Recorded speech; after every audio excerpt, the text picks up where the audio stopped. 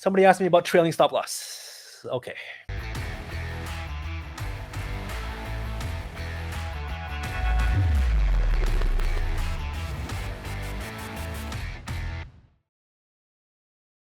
Have you guys ever used trailing stop losses? So what a trailing stop loss is, for those who've never used it, what it's normally supposed to do is, let's say you set your stop loss here, and like an auto trailing stop loss, what that's going to do is, as the price moves, let's say I set my stop loss over here. So what a regular trailing stop loss does is, as the price moves higher, let's move a little bit. Okay, see, as the price moves higher, a regular trailing stop loss is just gonna, imagine there's this little piece of imaginary string, okay, tied to the highest price. Okay, so let's say you start setting your trailing stop loss right now. If the price comes back down, this string is going to get loose, right? This string is going to get loose. Nothing's going to happen. But if it goes higher than this price right now, this string is going to get tight, and this string is only this long, right? So let's say you set the distance to be, what is this? 1,800, 2,000. So you set the distance to be $2,000, right? If the price goes more than 2,000 above your stop loss, this string is going to drag your stop loss along with it. Okay, so let's say this string is only this long, right? Play. Okay. So it went up. So what's going to happen? This string is going to pull your stop loss up with it to the highest price. So it's going to be here now. Okay, so that's the trailing stop loss. Now, if it comes back down from there, and it goes back down here, without hitting your stop loss, okay? If it just goes back down here, the string is just getting loose. Nothing's going to happen, okay? And then it goes back up, then it'll keep pulling it up.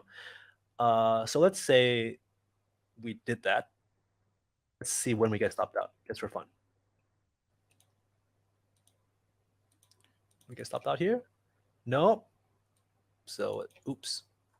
Just going to move this string. I don't think we got stopped out, right? Yeah, I don't think we did. So if at any time it goes down 2,000, basically, you get stopped out, then you take your profits. So now you're already in profit, and it's just going to keep moving up. Let's just fast forward here.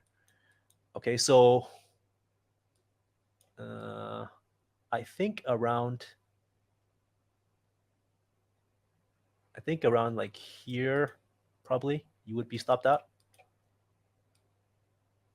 Around here, because it didn't go any higher than that. So around here, you would have been stopped out. So that's with a trailing stop loss.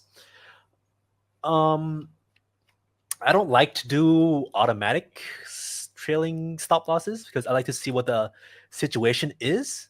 So what I do, okay, let's say I set my stop loss here. All right, 1 hour chart, let's say. Before I go to bed, and I go to bed for a few hours. Let's say 8 hours.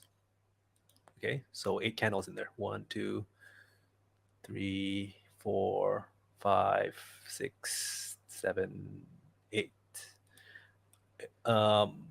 Actually, nothing's happened yet, so I would just keep it there. Let's see, I go away. Let's wait for this to do something where I would want to move my stop loss.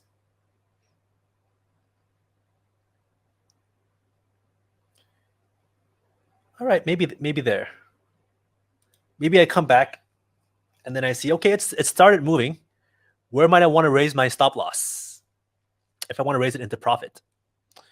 Okay, what I might do is, so that's my original stop loss. What I might do is, I say, okay, this candle here, maybe this level here, it kind of broke out a little violently from this area. So maybe I'll place my stop loss, my stop profit below here. It doesn't have to be your whole position. It can be part of your position, like this short-term trade. And then leave it again. I still have my stop losses in place, right? Leave it again and come back in a few candles.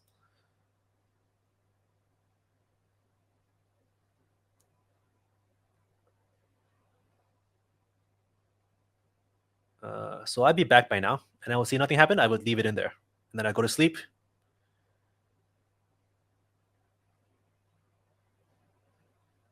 Let's say I come back now. All right, I come back now and I say, hey, it's gone up even more. What do? Okay, see this, broke up this this area here. Seems to have been some resistance before it broke up, and once it broke up, it did some moves. So I will place my stop loss now below this area. Okay, so constantly finding new 45 positions to raise your stop losses manually. I kind of prefer that, because if you do a automatic stop loss, trailing stop loss, sometimes it doesn't. It raises your stop. It might raise your stop to some kind of weird level, like in the middle of this candle here, maybe, right? And then that makes there's no real reason why I put my stop loss there normally. So I prefer to just kind of use some TA, look at the candles, and move it manually. Okay, so you can do this if you're a high time frame trader. If you're holding, and say you got in here, right? And then it goes up, up, up. Every you can say, I'm going to. Okay, what you can do is you can do like a number of candles. One candle or two, 3 candles, 4 candles, 5 candles. What I mean is, if you're long from here, stop loss here, right? It goes in your direction. 1 candle. All right, just keep it there in case it comes back down. 2 candles, 3 candles. Okay, three candles. Maybe you want to start moving your stop loss below this one now. Next one, it keeps going in your direction. Maybe you want to move your stop loss in that over there now. So you just move it every day. Just check once a day to see once a day after the daily close to see what the price action is. Next day it comes up to here. Okay, I'm gonna move my stop loss below this candle. And the amount of candles back you want to put, you can depends on how bullish you are. If you really want to stay in, you can do 1 more candle back. So instead of 3 candles back, you want to do 4 candles back. If you really want to stay in, maybe 5 candles back. Maybe you want to do a mix. You want to do half your bag is going to be a less risky bag, and half your bag is super long term. So half your bag, you're going to do a 3 candle back stop loss. Another half of your bag, you're going to do a 5 candle back stop loss. Totally up to you. It doesn't have to be all or nothing. You don't have to exit your position all at once. You can do 25% here, 25% here, 50% here. That's fine. So just keep, and then, okay, let's say replay. Okay, so 1 candle here, 1 candle here. Okay, so let's say it did that, right? You don't know if it's gonna come back down for sure. So you would do this, right? So this is the 3 candle back, and this is the 4 candle back, and this is the 5 candle back. But since it's kind of close, maybe I would personally move it down a little below these wicks as well. So that's how I might have my BTC back. My stop losses from my Bitcoin bag is 25% there, 25% there, and half over there. And this is on the daily chart. This is why I might want to do that. Or you can do the 3-day chart. That's how you can adjust as well, right? Do this same style, but you want to do longer term, do the weekly chart, do the monthly chart. Adjust the time frame. Totally up to you.